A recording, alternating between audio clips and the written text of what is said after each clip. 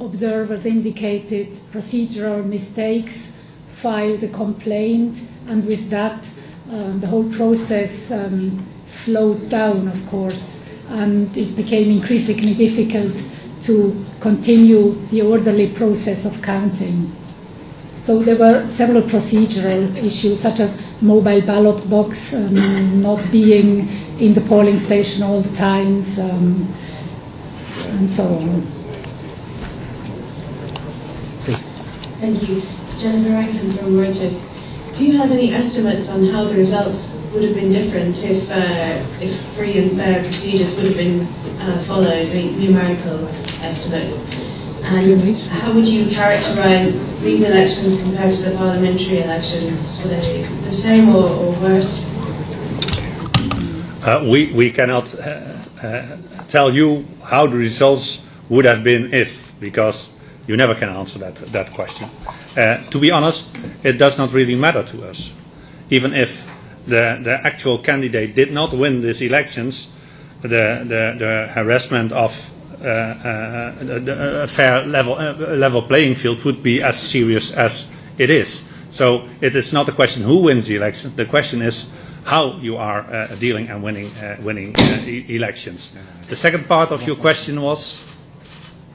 How would you compare these elections to the parliamentary elections last year? We do not compare elections because these were parliamentary elections and this is a presidential elections, although in our statement you heard that there was an effect of the parliamentarian elections on the movement that started after the 4th of December in this country, and also to the other gentleman, I said that lead to improvement or at least changes in the electoral process. I would like to add something on your question. It wouldn't be possible for the OSCE statistic to determine an exact percentage of votes stemming directly from acts of fraud or the violence or provisions. We are about to, register such deeds and report such deeds. But it's almost impossible to count out what's the pertinence of such stolen votes during such violent proceedings. The lady. Yeah, Lady Ingemann from Radio 24/7 Denmark. When we talked last time, Mrs. Tagerville, about the parliamentary elections, as you do now, that time you stressed that you are talking about observations. Now when we're talking about the presidential elections, it seems in my ears as if it is really talking about the elections as being unfair. Is it a harsh criticism this time then?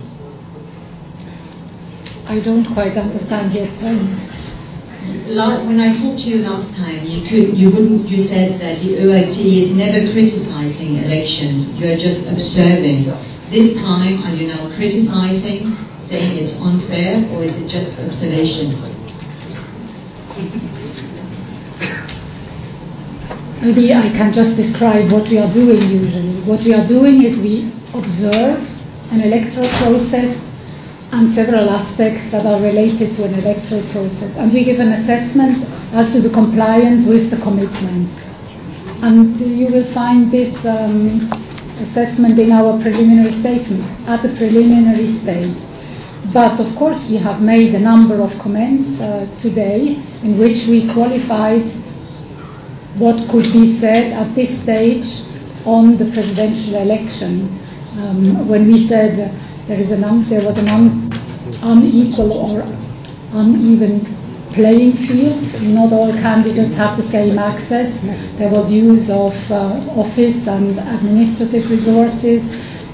Candidates that were not registered had difficulties in getting registered.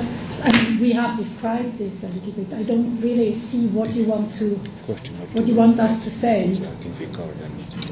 To add one thing, to clarify, we are here at the invitation of the State Duma.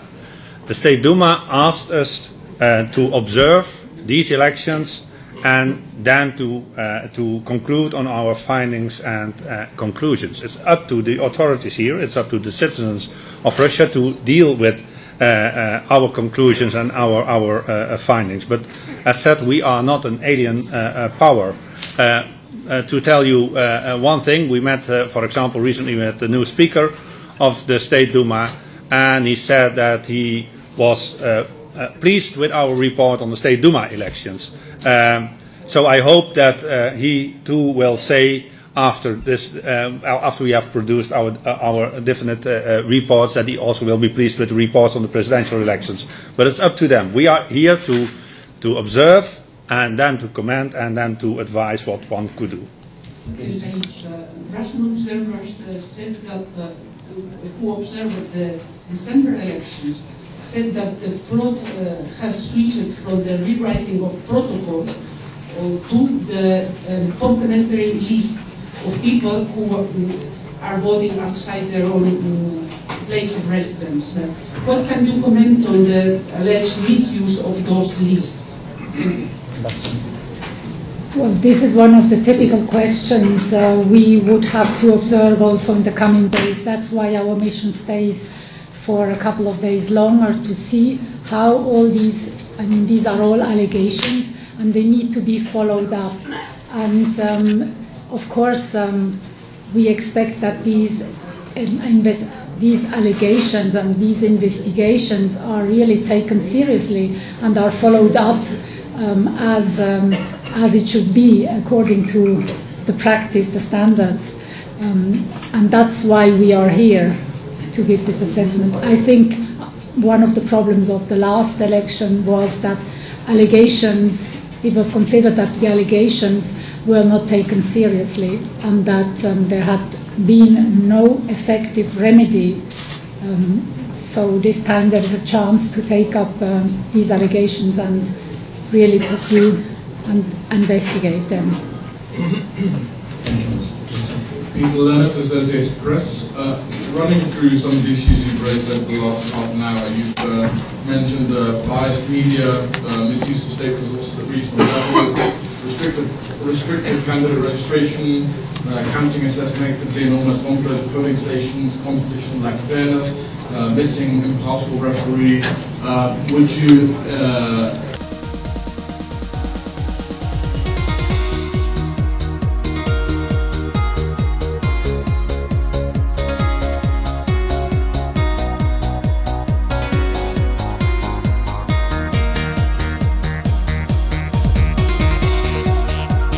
And I think our statement is much clearer and says it much better than just say free and fair is a label, and you don't say much about it.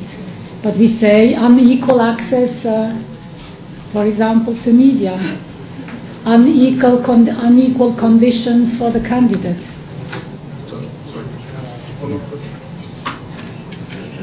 After the parliamentary elections in Kazakhstan earlier this year, though, you said in your statement that the election did not meet democratic standards. Would you at least be able to say that about this election? No, we have deliberately not chosen to say anything about democratic standards, fair and free. We assess them really against the standards without using fair and free. Okay. And to add, we try to be more precise. We identify where commitments are not met and where improvements could be made. So instead of saying free and fair or not free and fair, we identify a limited voter's choice, a lack of fairness in the competition, the missing of an impartial referee. These are more clear and concrete identification of what we observed and where the authorities, the State Duma, the President, the new government, could act. And then we can see whether or not they take our conclusions and advice into consideration. Yes, I can only repeat what I said on the beginning, of course, that I estimate that these elections were unfair despite some innovations, but I also would like to say that it's a high time that we need to find maybe some new language in attempt to describe elections, not only with presidentials, parliamentarians, but between different levels of the elections. So I think that we need to be more sophisticated when describing situations like this. So a follow-up on the question. I would like to come back to the vote of people outside their own places of residence. Do you have an assessment? I understand that you will remain here to study this subject, but I wonder whether you have an assessment of whether you control the general amount of voters, of whether there can be tricky deals with people who register in one place, vote in another, who are taken to vote to close polling stations. All these things, is that a new phenomenon, or I would like you to share some of the information you already have on that subject, if you have any. And then we'll take one more question and then we'll close it. Two more questions. Shall we take one question and then we'll answer it? First, Heidi, to answer that question. No, but let's take some questions or answer all. I answer all. Yes. Microphone.